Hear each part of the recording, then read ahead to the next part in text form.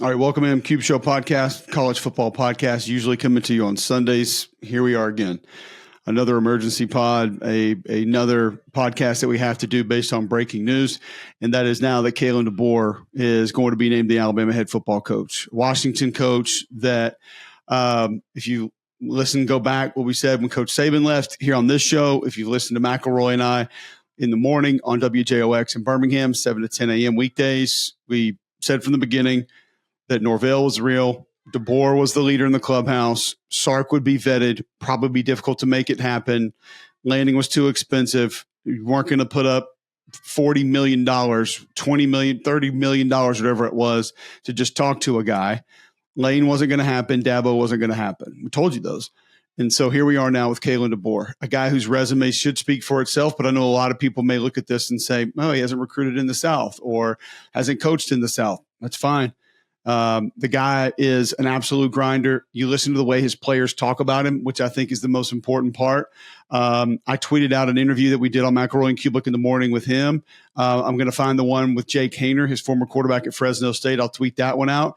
Jake raves about Kalen DeBoer, said he's responsible for him as a player, as a man, pushed him to become a different player. Mike Penix said the same thing. Penix told us, I've got my notes actually from the Alamo Bowl that's up here.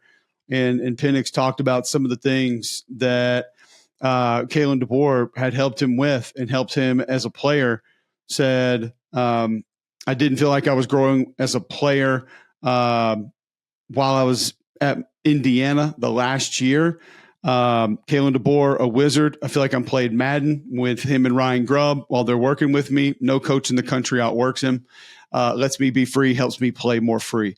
I do think going to that, bringing Ryan Grubb could be massive. There is another offensive coordinator in the SEC that's really good, by the way, that a lot of you don't know much about, that if he could not get Ryan Grubb and somehow Ryan Grubb became the head coach at Washington, which I think he'll get a look, I have a feeling that Kalen DeBoer would make that his first call, and I think he could get him. We'll get into that if and when that comes up and that becomes a possibility.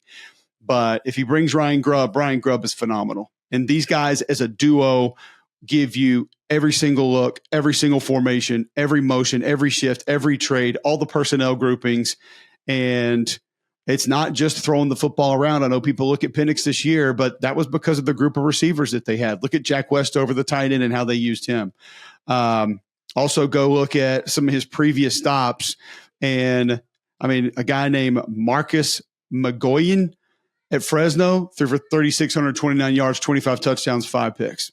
I mean, look at Haener's 2021 at Fresno State, 67%, 4,096 yards, 33 and 9. Completely ridiculous. And then you say, well, don't run the ball. Not really a group that I look at and say, oh, can they be ground and pound? Well, their offensive line won the Joe Moore Award this year as the nation's best offensive line. And physicality was a massive part of that because I have a vote on it.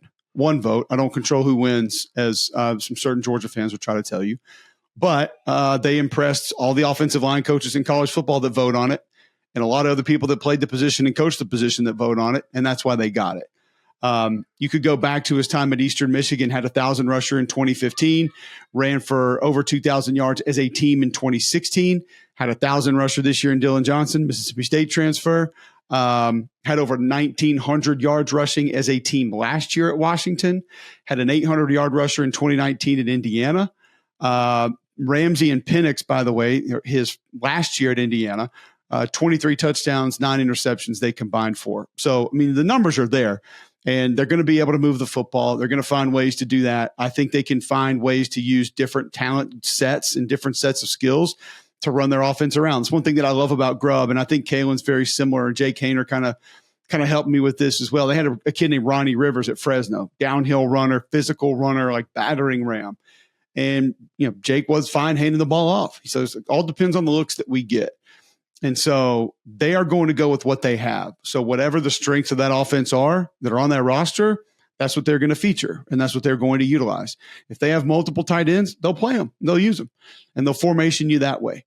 Had an interesting conversation also with Kalen before the Sugar Bowl, just kind of asking him about how he wanted the tempo of that game to go. And he reiterated to me that we can go tempo, we can go fast. I don't know if we want this game to go fast. We'll probably try to slow it down a little bit, but if we need to play ground and pound, we will.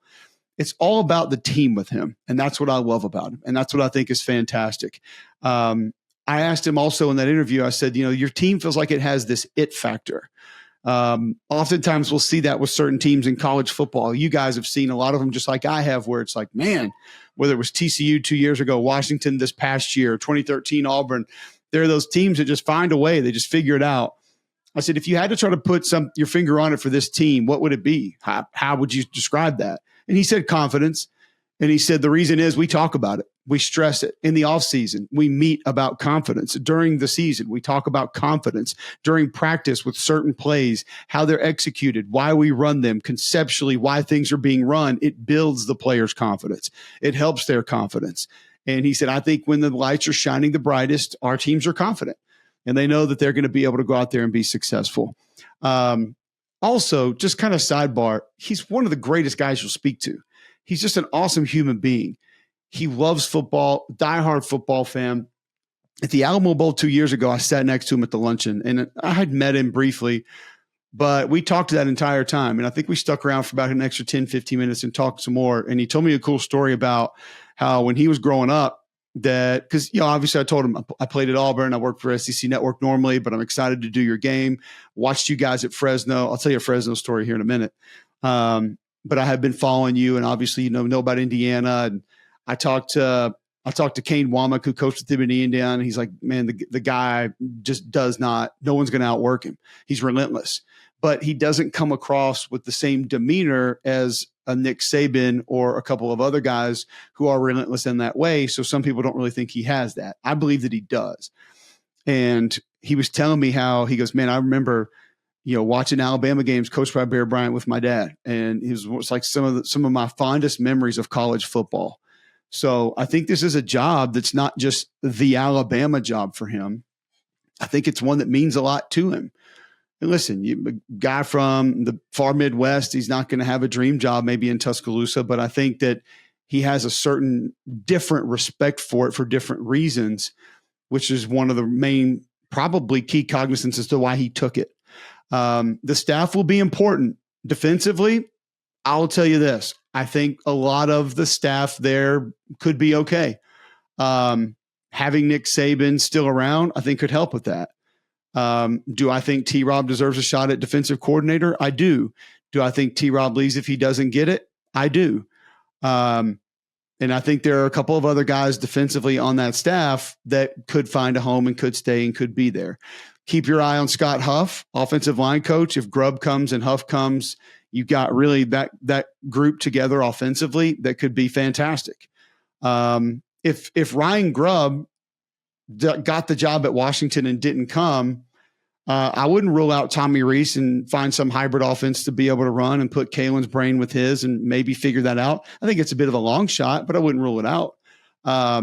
Going back to what we mentioned with another coordinator earlier in this broadcast, and that's where I really think he would go. But I've been able now to, when we delivered the Joe Moore Award, the Alamo Bowl last year, the Sugar Bowl this year, had him on the show a couple times. I feel like I've gotten to know him fairly well, and he's an amazing human being. And hearing the way that his players talk about him, the love for each other in that facility, the respect for one another in that facility, his understanding of how to push guys, when to push guys, when to lean on guys, when to love on guys, the success he's had with transfers. Guys, like I do, that doesn't always work. When you bring different guys into your facility, you have to have leadership and veterans that want to go out there and win and want to do things that the coach wants them to do. And he just has a way of getting that out of guys. I have a ton of respect for him. I have a ton of respect for his football IQ. I think he's going to be successful at Alabama, but you got to get away from the comps. All right, this is not the NFL draft. We don't need a comp to a head coach here, there, anywhere else. Do not compare this man to Nick Saban. There's not another Nick Saban walking through that door. Hate to steal the line from Hunter Johnson there, but it's not. No one else is going to do what Nick Saban did. Not next year, not the next 5 years. Never, ever again will we get 16 straight 10-win seasons. Never, ever will we get 6 national championships at a school. Where we're headed in college football, that shit's about to be way too hard to be able to pull that off. but I do think Kalen DeBoer can be a consistent winner. I think he can do it in different ways. And I think he's a personality that Alabama fans are going to like. And I promised myself that I wouldn't use the word fit anymore. So if you're looking for me to go that direction with this, is it not? I have sworn that word off because I have seen too many perfect fits in college football that flamed out or crashed and burned and just flat didn't work. Okay. Gus Malzahn was a really good fit at Auburn. Ed Orgeron was the fit at LSU. Was there a better fit at LSU? Honestly, I don't think that there was. So we've seen multiple coaches at different places be the fit, the guy, and it just didn't work. So I've sworn that word off, not going to do it. And I just think that his football acumen, his determination, his drive, listen, the recruiting relationships, could that be a bit problematic? Sure. But if Nick Saban had any hand in this whatsoever, he's going to be on the phone making those calls to try to help him get a head start on that. He's going to be talking to guys on that roster and telling them, you're going to have a chance to win because that's what this guy's done. 105-12, 101-9 in non-COVID seasons. He's 80-3 after the first game that he has coached as a head coach at all of his stops. I stole that one from you, Bud Elliott. 2023 AP Coach of the Year. He's a Pac-12 champion last year. He's got a college football playoff win under his belt. He won 21 straight games last year. 3-time NAIA champion at Sioux Falls as the head coach. 12-2 versus ranked opponents. 5-1 overall as an underdog. 25-3 at Washington in the last 2 seasons. He's 72-1 at home. The only loss came during the COVID year. So he gave me a great quote when we had him last year. He said, success starts with service. And I think he understands that you have to be of service to your players, to your staff, to the people around you. And whatever service you put into it is probably what you're going to get back out of it. So there's just a lot of reasons to like Kalen DeBoer.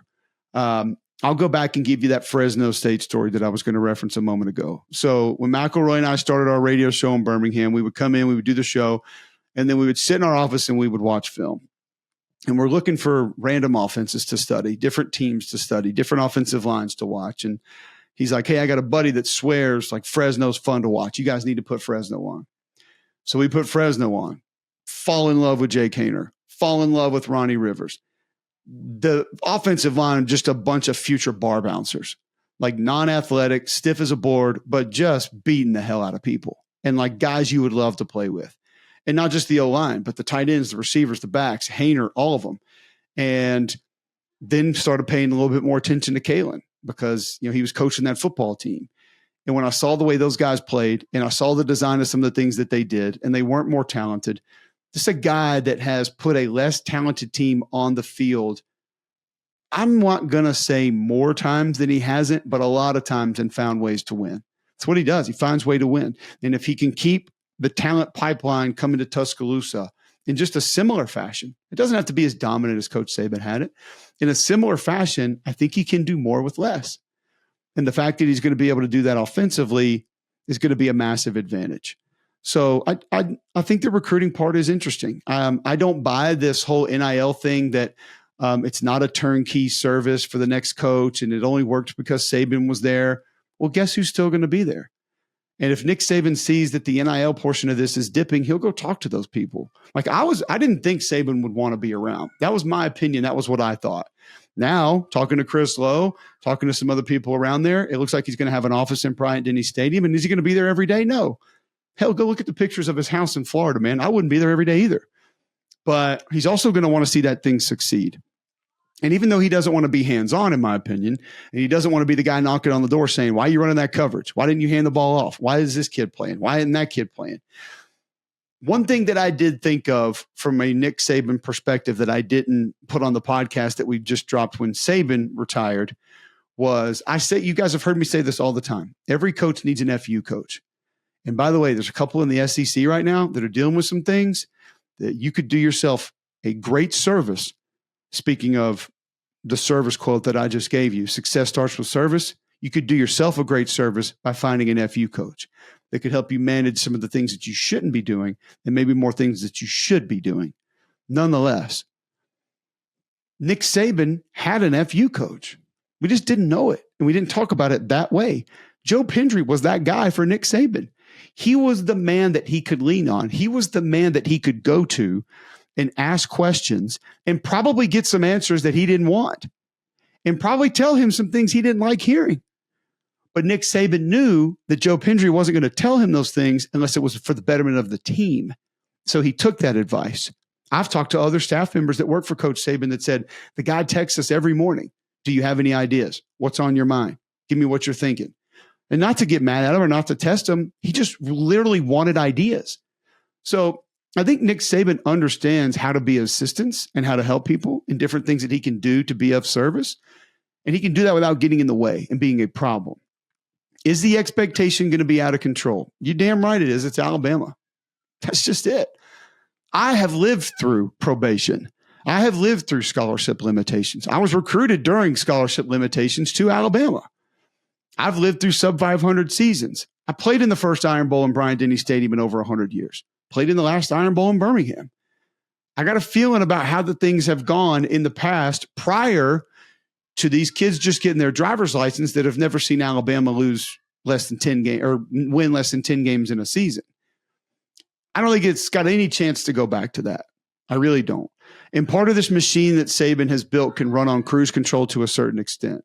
But now they have a guy that can come in and he can find a way to make it as successful in certain ways, certain departments, and I think find a different type of success that can satisfy that fan base. Just don't compare, don't contrast. It's not going to be what it was. It isn't, but it can still be pretty damn good because this guy's a hell of a coach. And I think he'll bring some great coaches with him. I think he'll bring some good players with him. Guys are going to hit the portal. So be it.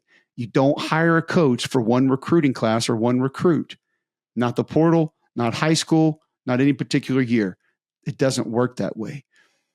Also on the hire, Greg Byrne knew what he was doing. Greg Byrne now multiple times has run a masterclass on a coaching search. The lack of leaks, the lack of knowledge, all of those things have been beyond impressive. And I tip my cap to Greg Byrne for that. Finally, I can say this with authority and I can say this with confidence. Kalen DeBoer was one of the front runners for this job from the beginning. I personally think that Dan Lanning had real interest, but I also believe once they saw that price tag that was attached to Dan Lanning to even begin a negotiation, which, yes, 20 to the school, but then depending on who you talk to, 8, 10, 12 more to Nike for however that thing is structured, I believe Alabama, Greg Byrne walked away. That's too much money in the NIL era that could be spent somewhere else for a guy that's been a head coach for 2 years. And I think Dan Lanning is incredible. I think he's amazing. But you can't enter some Hideki Matsuyama or Hideo Nomo negotiation to bring a new head coach to your program in this day and age of college football. You just can't do it. Maybe Texas A&M could do it. Maybe USC could do it, but not Alabama. That well can run dry. I know people don't like to hear that, but that's just the reality of where we are. So I think that this was Mike Norvell and Kalen DeBoer with a tiny bit of optimism with Steve Sarkisian, most likely knowing that things are going pretty good at Texas and there's not going to be a reason he would leave for that job. And that Texas would ante up and make things right and go ahead and get him paid. Sexton season in full effect. Norvell gets the extension. Sark gets the extension. Dan Lanning gets his motion picture. He gets his clicks and he gets his internet clout. And there you go. Kalen DeBoer ends up being the guy. But I think Kalen DeBoer was the front runner for this job from the beginning. I think Greg Byrne knew it. I think Greg Byrne wanted it. But Greg Byrne was also going to go and vet other candidates and see what else people had to say and what other people might look like as the Alabama head football coach. It is an A-plus hire for me. It is one that I think will be successful. It is one that I think will win. And it's one that I'm excited to have in the SEC to be able to cover on a daily, weekly basis, whether it's games, whether it's on the radio in Birmingham, whether it's on this podcast. You should be excited if you're an Alabama fan. And you should probably not be celebrating too much if you're a fan that loves to hate Alabama more than you love to love your own school, because Kalen DeBoer is going to find success. So, again, I've talked to Jay Kaner about him. He said the dude's a machine. The dude's a badass. That's his guy. Michael Penix helped him be the football player that he is, loves him to death. I've talked to coaches, like I said, that have coached with him. Grubb loves him. Kane Womack raved about just the football mind that he is and how great he is to be around. You don't hear from his other players that we covered that say as many positive things about him and not come to the realization that this guy's an excellent football coach and an awesome human being. So congrats to Alabama. Just a quick preview of what you're getting, how this thing went, the information that we have. We do have now an even more interesting interview coming up Sunday, and that will be former Mississippi State, now Washington quarterback Will Rogers, who probably has a decision to make as far as his future is concerned. But you're going to love hearing him talking football. You're going to love hearing about his past, just X's and O's, Mike Leach, what he went through at Mississippi State, Zach Arnett. It's an amazing interview, and it's still relevant, but obviously very different now with what we'll hear from Will Rogers. We're back Sunday with a normal edition. Always appreciate you guys tuning into Cube Show. Please go subscribe. We're trying to get to 10,000 here before we get to the next football season. Getting close. Josh Pate says we can't do it, so please help there. And also, please give us a good review if you can. Back with more on Sunday. Thanks for tuning into Cube Show.